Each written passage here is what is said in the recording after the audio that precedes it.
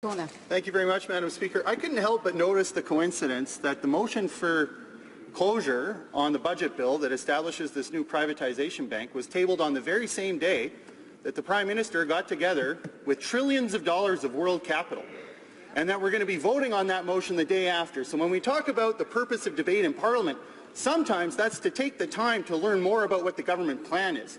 So now, instead of having the benefit of information on what they discussed in that room as the details leak out, no, we'll have already voted on second reading. So I just couldn't help but notice that coincidence, Madam Speaker, so we can get a lot of fluff about moving on to committee and the next stage in the debate and everything else. This is a seminal piece of legislation from the government. It's going to change the way that infrastructure projects are delivered in the country, and for the worse, Madam Speaker. And this closure is really about trying to hide from Canadians the details of their new privatization plan for Canadian infrastructure. Let's not pretend. And I'd like to hear what the House Leader has to say about that, Madam Speaker. Well, Government House Leader. Thank you, Madam Speaker. I appreciate the opportunity actually to respond to the members' comments and question. This is the Budget Implementation Act number 2. This Budget Implementation Act actually implements the Budget 2016 that was passed in this House, that was introduced in this House on March 22nd,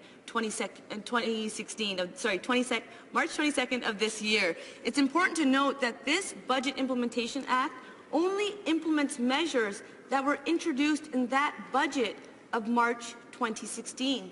And so it's important that we note that this budget is implementing the plan that Canadians elected us on, the plan that will help grow opportunities for Canadians, the plan that will invest in Canadian communities, in Canadian families to create the growth that we need for this great nation. We need to do this work, and it's important that the committee have the opportunity to study this bill. Thank you, Madam Speaker. The honourable member for Elmwood, Transcona.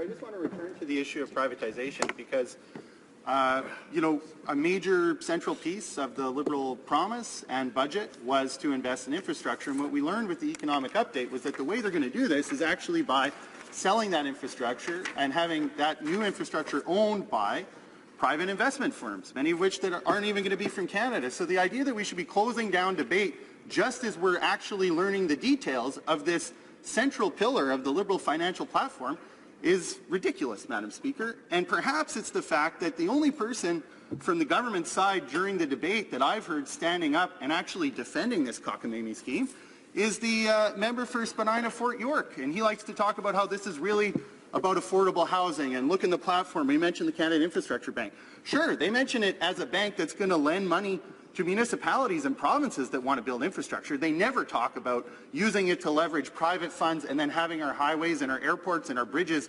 owned by multinational foreign investors, Madam Speaker. That's simply not in the platform. Maybe, I don't know, the member for Spadina Fort York is running out of breath and the government can't find anyone else to defend this scheme in debate. Is that why we have to close down debate?